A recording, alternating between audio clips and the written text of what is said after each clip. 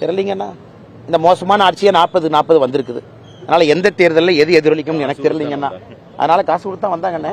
But இருந்தாலும் மனசாட்சியோட நிறைய பேர் ஓட் போட்டாங்கல்ல, நமக்கு 80 லட்சம் பேர் ஓட் போட்டிருக்கிறாங்க.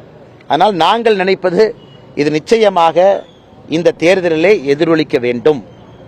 இந்த தேர்தலில் விக்கிரவாண்டி இடைத்தேர்தல் இது எதிரொலிக்க வேண்டும் என்பது எங்களுடைய ஆசை. காரணம் என்னன்னா, ஒரு அரசியல் மாற்றம் நடக்குது, மக்கள் உத்து பார்க்கறாங்க, மக்கள் கவனிக்கிறாங்க, அன்றாடம் விஷயத்திற்கு அரசுக்கு தண்டனை கொடுக்கறாங்க. அப்படிங்கிறது விக்கிரவாண்டி இடைத்தேர்தலில் வெளியே வர வேண்டும் என்பது எங்களுடைய எதிர்பார்ப்பு.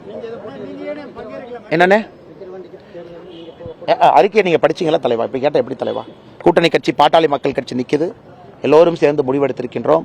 தேசிய ஜனநாயக கூட்டணி சார்பாக அந்த அறிக்கையை பாரதிய ஜனதா கட்சி தான் கொடுத்தோங்கன்னா, வேட்பாளர் அறிவிச்சிருக்கிறோங்கன்னா, அதனால் நிச்சயமாக நம்முடைய வேட்பாளர், அவர் பேர் அன்புமணி தான், இதுக்கு முன்னாடி போட்டியிட்டவர், ஒரு பெரிய வெற்றி பதிப்பார் என்பது எங்களுடைய நம்பிக்கைங்கண்ணா. இன்றைய போராட்டத்தில் வந்து நீங்க உங்க தலைமையில தான் நடக்குதுன்னு சொல்லியிருந்தாங்க. அதான் வர்றதுக்கு முன்னாடியே நீங்க எல்லாத்தையும் கூட்டு வந்துட்டா எப்படிண்ணே? போராட்ட டைம் 5:30 5:45. அதுக்கு முன்னாடி 4 மணிலிருந்தே வந்து அப்படி என்னன்னே பயம்.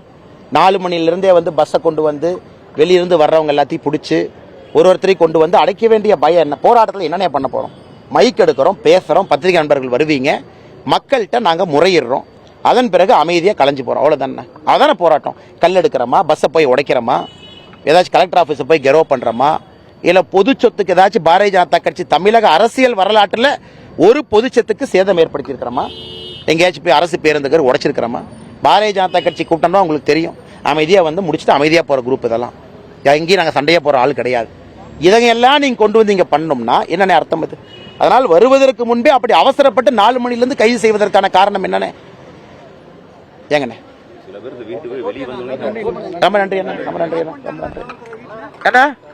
அண்ணா இல்லைண்ணே சும்மா நம்ம காவல்துறை மேலே பொய்யெல்லாம் சொல்லக்கூடாது. காவல்துறை எதுவும் பிளாக் எல்லாம் பண்ணலீங்கன்னா, அவர்கள் கடமையை அவங்க செஞ்சாங்க, அரசு சொல்றதை அவங்க செய்யறாங்க. காவல்துறையின் மீது கோபம் இல்லை. எனக்கு என்னன்னா, அந்த ஸ்பாட்டுக்கு ஆல்ரெடி எல்லாம் கையை வெட்டிக்கிறாங்க, காலை வெட்டிக்கிறாங்க, அதான் எனக்கு பயம். அதனால ஸ்பாட்டில் தள்ளுமுள்ளு நடக்கக்கூடாது. எங்களுடைய தொண்டர்கள் காவல்துறையை எந்த நேரத்திலும் கூட தொடக்கூடாது என்பதில் உறுதியாக இருக்கும். ஒரு தள்ளுமுள்ளு கூட எங்கள் மேலே வந்துடக்கூடாது. அது நான் வந்து அவங்க நம்மளை பிடிச்செழுத்து தூக்கி அது 2 பேர் தள்ளி எங்களுக்கு மேலே 353 போடுவாங்க. இல்லை தொண்டர்கள் தலைவர்களை பாதுகாக்க வந்தாங்க 353, அதை 2 பேர் ஜெயிலுக்கு போய் எக்ஸ்ட்ரா 2 நாள் இருப்பாங்க.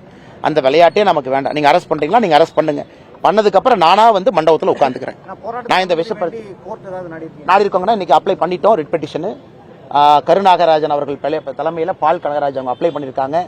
இன்னைக்கு எல்லா நீதிபதிகளுமே இன்னைக்கு ஹைகோர்ட் இன்னைக்கு லீவு, எல்லா நீதிபதிகளும் இன்னைக்கு ஒரு செமினாரில் எல்லாம் இருந்தாங்க. அதனால் இன்னைக்கு நீதிமன்றத்தை நாங்கள் அப்ளை பண்ணியும் இன்னைக்கு அணுக முடியல. நாளைக்கு ஞாயிற்றுக்கிழமை.